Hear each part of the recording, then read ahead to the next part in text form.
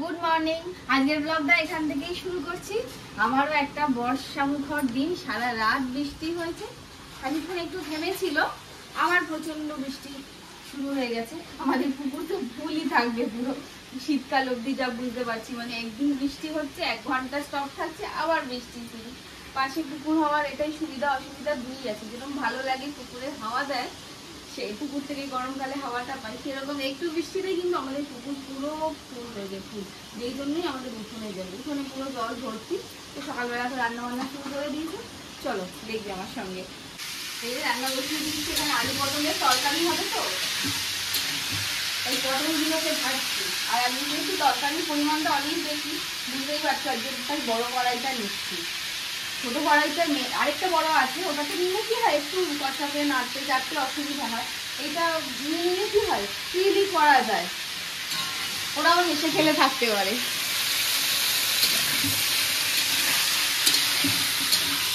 এই দেখো বৃষ্টি করে আবার একটু রোদ দেখা যাচ্ছে।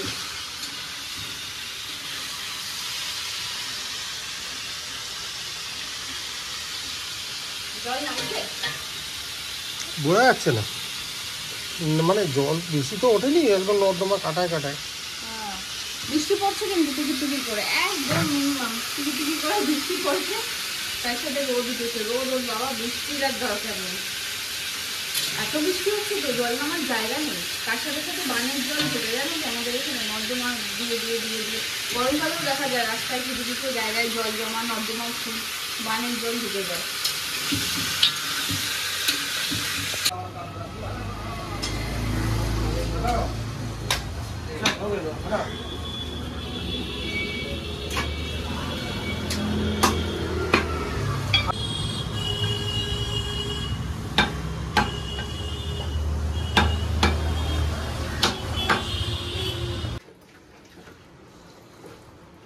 মাটনটাকে ম্যারিনেট করছি এখন। একটু নুন, টক দই আর আদা বাটা, রসুন বাটা দিয়ে না আমি এটাকে মেখে রেখে দিই, জানো তো, বেশিক্ষণ না, আধা ঘন্টা মেখে রেখে দিই। আবার যদি কখনো সেটুকু সময় না থাকে, জাস্ট মেখেও আমি বসিয়ে দিই প্রেশারে। এরকম ভাবে একটুখানি মশলা আর দইটা মাখালে ভালো লাগে। আর এদিকে দেখো কাতলা মাছগুলোকে নুন হলুদ মাখিয়ে রাখলাম, এটাকে রান্না করবো। কি মোটা মাছের পিস দেখো, আরেকটা পিস গোটা বেরোতো, এই দুটো মেশালে 3টে হতো। তাই হোক, হয়ে গেল। হাতটা ধুয়ে নি, দাঁড়াও। আর এখানে দেখো আলু পটলের তরকারিও হয়ে গেছে। এখন যাদের মেন আর কি বড় বড় জায়গায় যাবে, সেগুলো আগে বড় বাসনের গুলো তুলে নেবো, তারপর ও প্যাকিং করবে পাউচে।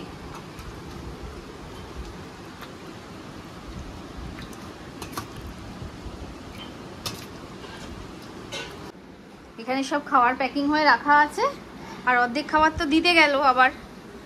আর দেখাই মাটনটাকে তোমাদের, দাঁড়াও। এই দেখো মাটনের আলুটাকে ভাজতে বসিয়ে দিয়েছি। আলু না দিলে মাংসে একটু ভালো লাগে বলো তো, একদম লাল লাল করে ভেজে নেব। আর দেখো এই যে মাটনটা সেদ্ধও হয়ে গেছে।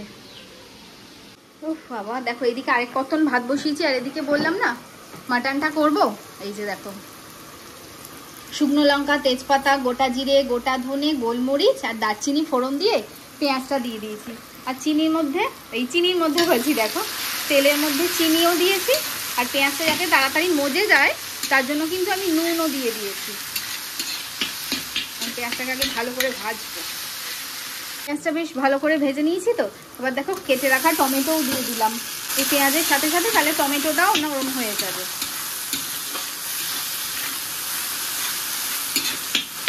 এবারে দিয়ে দিয়েছি এখানে এই যে হলুদ গুঁড়ো, এখানে কাশ্মীরি লঙ্কা, আর এখানে ঝাল লঙ্কার গুঁড়ো। আমি গুঁড়ো মশলাটা বিশেষ করে কাশ্মীরি লঙ্কা, ঝাল লঙ্কা, হলুদ এগুলো একদম আগেই দিয়ে দিই, তারপরে বাটা মশলাটা দিই। এতে করে না রঙটাও খুব ভালো হয় আর স্বাদটাও একটু অন্যরকম হয়। দেখো এখনই কি ভালো লাগছে কালারটা। এবারে দিয়ে দিচ্ছি কি বলো তো, এটা ধনে গুঁড়ো। মাটনে সবসময় ধনে গুঁড়ো দেবে, কখনোই জিরে গুঁড়ো দেবে না।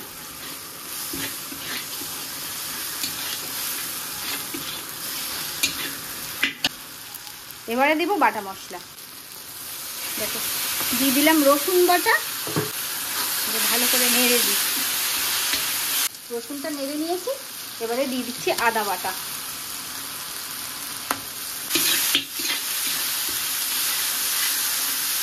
এবারে ব্যাস, আর কিছু করার নেই, এখন শুধু কষার পালা। আর কষবো কি দিয়ে জানো তো, এই যে মাটনটা, মাটনের যে স্টকটা, এইটা দিয়ে দিয়ে মশলাটাকে কষাবো। কি গো তোমার মাংস কত দূর? কমপ্লিট। এবার উঠে দাঁড়িয়েছি, বাটিগুলো নিয়ে এসে প্যাক করবো। মাটনটা দেখো, মশলা সব বললাম না, স্টক দিয়ে দিয়ে কষাবো, কষানো হয়ে গেল, তারপর আলু দিয়ে দিলাম, আলুও সেদ্ধ হয়ে গেল জল দেওয়ার পর, তারপর মাংস দিয়ে দিলাম। জাস্ট নামানোর আগে গোলমরিচের গুঁড়ো আর গরম মশলার গুঁড়ো, ব্যাস।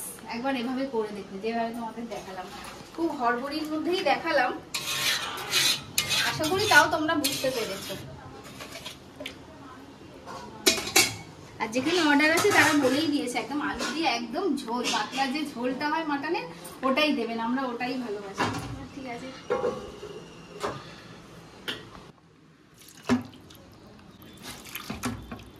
একদম পাতলা ঝোল কিন্তু।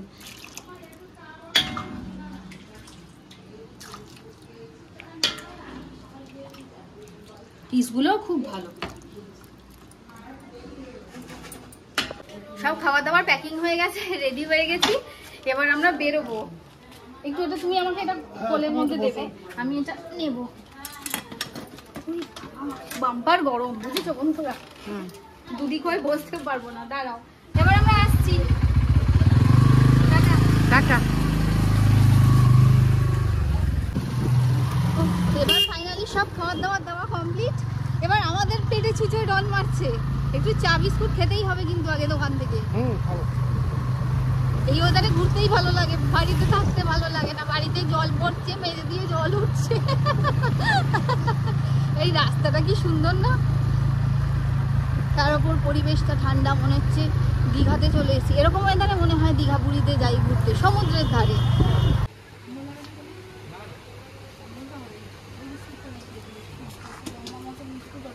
কোনটা? ওই যেটা বাড়িতে আছে, মোবাইল বিস্কুট। বিস্কুট খাবেন? হ্যাঁ খাবো একটা। মোবাইল বিস্কুট নেই, মোবাইল নেই, এটা ল্যাপটপ বিস্কুট।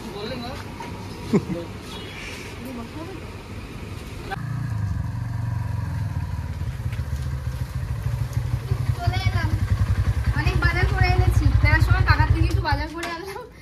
এই যে অনেক বাজার করেছো? অনেক বাজার করেছি, এই যে এর মধ্যে বাজারও হয়ে গেল। হ্যাঁ, বাজার করলাম, চা বিস্কুট খেলাম। হ্যাঁ, ওই যে আমি আবার চায়ের সরঞ্জাম সব বার করে রেখেছি যে চা করবো। খিদে পেয়ে গেছে, ঘরে ঢুকি আগে। এসে দেখি কি আরেকজন ফুল তুলছে, ফুল তুলতে পারেনি, গাছে সব ফুল রয়ে গেছে, দেখতেও কি ভালো লাগে না, এক ঝুড়ি। এই জল কাপ ন্যাকড়া দিয়ে রেখে দেবো, ঠাকুরের জল ন্যাকড়া দিয়ে। কালকে পুরো একদম টাটকা থাকবে, না থাকবে না, কিচ্ছু হবে না। শিউলি ফুল নেই, শিউলি পাবে না। আমি ওদিকে দেখছি, দেখি গাছের গোড়ায় ফুল পড়ে আছে। ফুলের কি নেশা খালি ভাবো বন্ধুরা। চলো সবজিগুলো রাখি আগে, টেবিলেই রাখি আপাতত, তারপরে গুছিয়ে গুছিয়ে ওদিকে নেব। মোটামুটি জল সরছে না পুকুর থেকে, উঠোন থেকে তো মাটি চুয়ে জল উঠছে, ওদিকে রাখবো না, তাই এখানে ইয়ে করবো। আগে লাইটটা জ্বেলে নি। কি কি সবজি এনেছি, সজনে ডাঁটা, বরবটি, বেগুন, একটা ক্যাপসিকাম নিয়েছি, ওটা একটা স্টকে আমি রাখি, যদি কিছু স্পেশাল কখনো বানাতে ইচ্ছা করে তাতে দিয়ে দিই। এই যে গাজর, তোমরা এই দেখো পেঁপে, তোমরা কি বলতে পারবে বাজার দেখে আমি কি বানাবো? আমি জানি বলতে পারবে। এই যে কাঁচকলা, করলা, সবাই বলতে পারবে, সবাই বলতে পারবে এবার কি বানাবো। আর আছে ভেতরে মটন কষা যে বানাবে সেটা সবাই জানে। উচ্ছে দিয়ে মটন কষা। এই যে আর আছে কাঁচা আম চাটনির জন্য, আর ভেতরে ভেন্ডি আছে। এখন আর কিচ্ছু আমি করবো না, এগুলো থাকবে, ফ্যানটা চালিয়ে আগে আধা ঘন্টা বসবো, এবার মাকে বলবো লাল চা করো, আর এই সবজিগুলোকে সব নিয়ে গুছিয়ে গুছিয়ে ফ্রিজে ঢুকিয়ে দাও। ঠিক আছে, স্নান করে চলে এসেছি, খেতে বসে পড়েছি, প্রচন্ড খিদে পেয়ে গেছে। তুমি আগে বলো সারাদিন এত রান্না করেছো, আমাদের কি মেনু আছে? এসো দেখো কি আছে। ভাত আছে, এই যে আলু ভাজা আছে, আলু পটলের তরকারি আছে, পাঁপড় ভাজা আছে, আবারও ভাত আছে, এই যে ডিমের লাল ঝোল আছে, আর মাটন আছে 3 পিস। মানে আলু আছে শুধু 3টে আলু আছে আর ঝোল আছে। আবার কি এই অনেক, এই ঝোল নাকি ভাত হয়ে যাবে ডিম দিয়ে। আমাদের কাস্টমার আগে খাবে তারপর। অবশ্যই আমাদের খাওয়াটা আগে নয়, আগে কাস্টমারটা খাবে তারপর। তো চলো খেয়ে নি, প্রচন্ড খিদে পেয়ে গেছে। আলু পটলটা খেয়ে মাখছো তো, খেয়ে বলো তো আগে কিরকম হয়েছে। মা বলবে ভালো হয়েছে?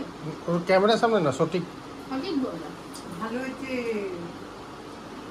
যাক চলো খাওয়া দাওয়া করে নি, আর আজকের ব্লগটাও এখানেই শেষ করছি। প্রচন্ড টায়ার্ড হয়ে গেছি আর কি, এবার ঘুমিয়ে পড়বো। ঘুমিয়েছে কখন উঠবো জানি না, আবার রাতেরও কাজ আছে। তো পুরো ভিডিওটা, পুরো ব্লগটা তোমাদের কিরকম লাগলো অবশ্যই আমাকে জানাবে। ভালো লাগলে একটা লাইক করো। আর মাটনের রেসিপিটা কিন্তু যেটা তোমাদের তাড়াহুড়োর মধ্যে বললাম, ওরকম ভাবে একবার কিন্তু ট্রাই করো। তাড়াহুড়ো করে ট্রাই করো না, রোজ হয়ে ট্রাই করো। চলো আমরা খেয়ে নি, টাটা। সবাই সুস্থ থেকো, ভালো থেকো, সাবধানে থেকো। দেখা হচ্ছে অন্য একটা ভিডিওতে অন্য আরেকদিন।